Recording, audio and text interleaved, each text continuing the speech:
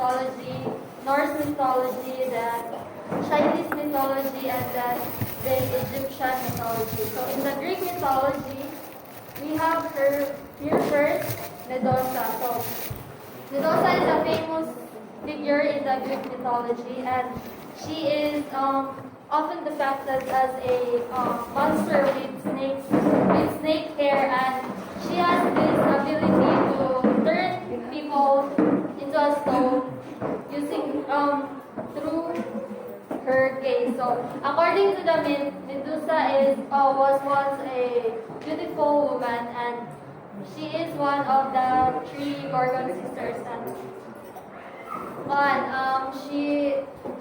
however, she incurred the wrath of goddess Athena for breaking her celibacy and lying with god Poseidon in the Athena's temple. So as a punishment, Athena turned her beautiful hair into a snake, and she cursed her, and she cursed her by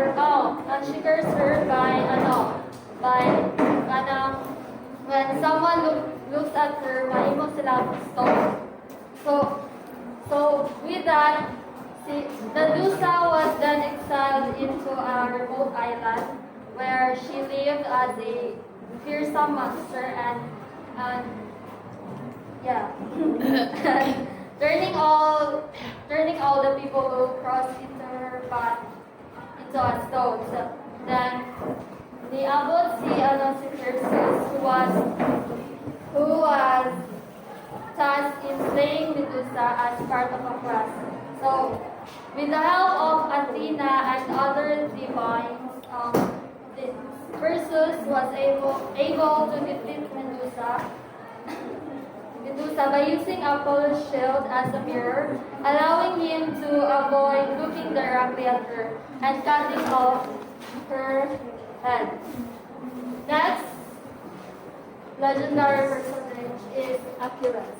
So Achilles is a prominent figure in the Greek mythology, known for his incredible strength and invincibility, except for his heel, which was his only vulnerable spot. So the myth states that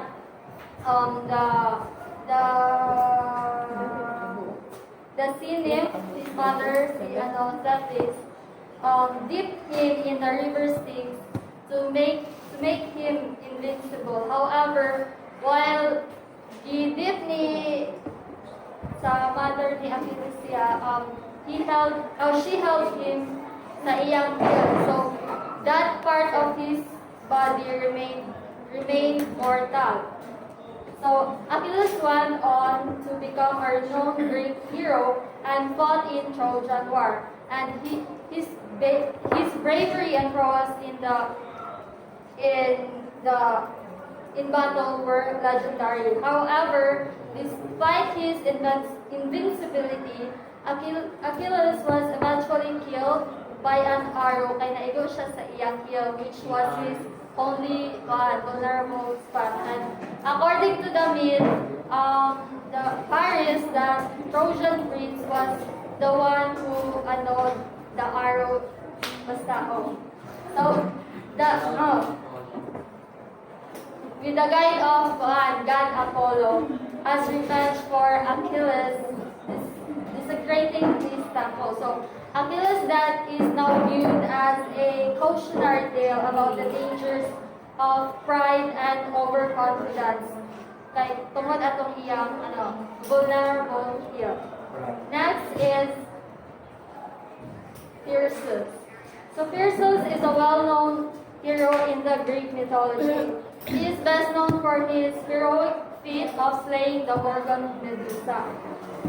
So the myth states that Perseus was sent on a quest by King Polydectes to bring back the head of Medusa. So with the help of God Athena and other divines, he was able to defeat Medusa by using a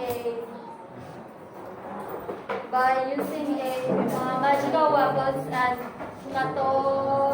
mirror mirrored shield, mirrored shield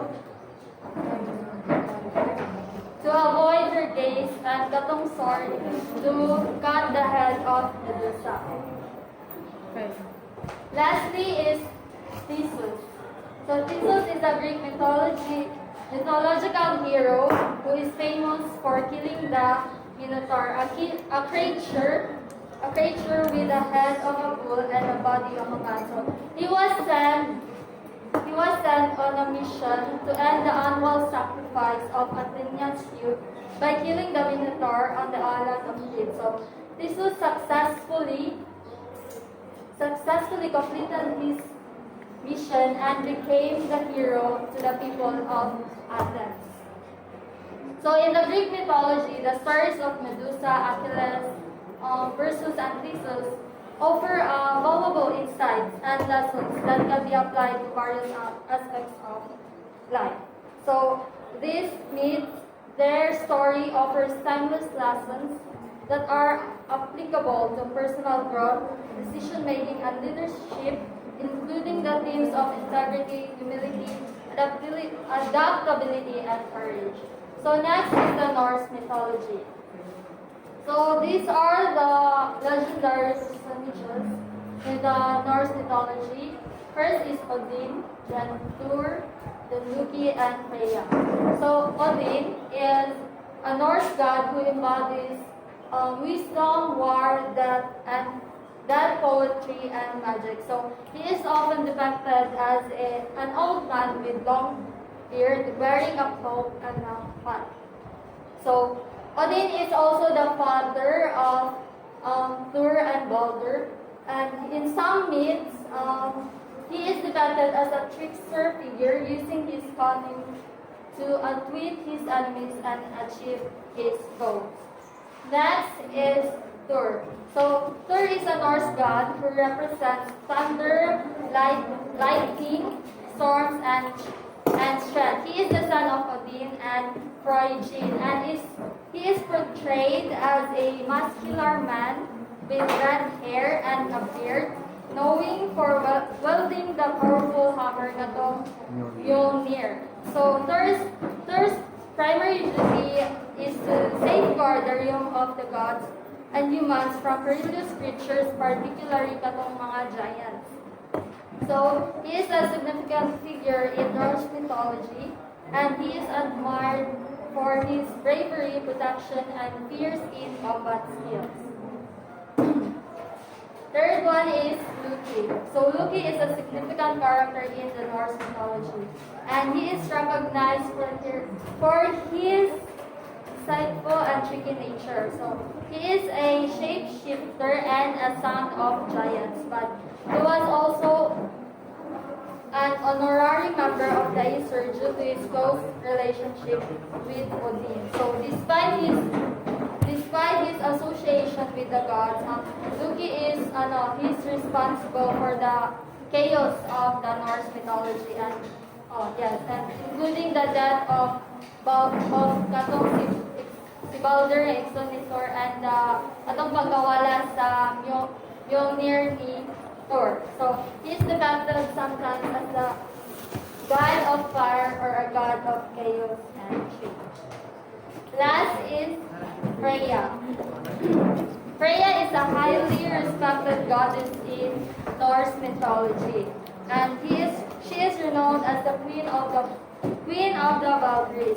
She is the daughter of the god Nord and his sister Fair. So Freya is connected to love, fertility, and sexuality, and often depicted as a sensuous and alluring figure. So she is admired for her captivating beauty and is considered one of the most prominent goddesses in the Norse mythology. So her association with love and fertility makes her a beloved figure in the Norse mythology, and she is often called upon for assistance in the matters of heart and reproductive health. So good morning. morning, everyone. So to continue, we're going to continue to Chinese mythology.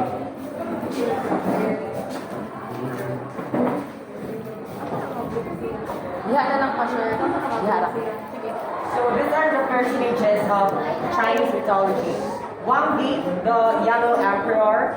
Noah, a goddess who created humans. Guan Yu, a general who is often worshipped as a god of war. Sun Wukong, the Monkey King, a mischievous and powerful character from the novel Journey to the West. So the first personage is Wang Di. So Wang Di is the Yellow Emperor, a legendary ruler who is said to have invented many things such as the wheel, the plow, the compass. And also, Wang Di was born to a mother who was impregnated by a ray of sunlight and was said to possess great intelligence and was a skilled warrior and strategist. And also, Wang Di is said to have introduced to Chinese calendaring style, which is the first medical system in China.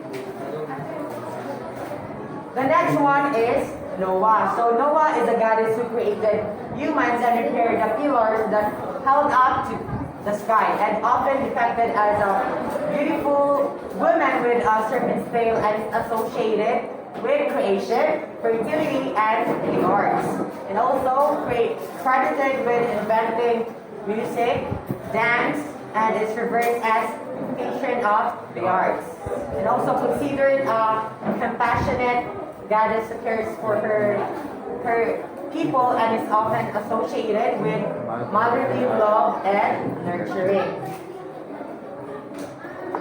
The next person is Guan Yu. So Guan Yu, a general who is often worshipped as a god of war, loyalty, righteousness, and courage, also known as Guan Go, and is often depicted as a tall, imposing figure with a long beard and a firm expression, and is typically shown holding a guayao, a type of long-handled polearm, and is associated with honor, valor, and military prowess, and is revered by many Chinese people as a symbol of bravery and martial virtue.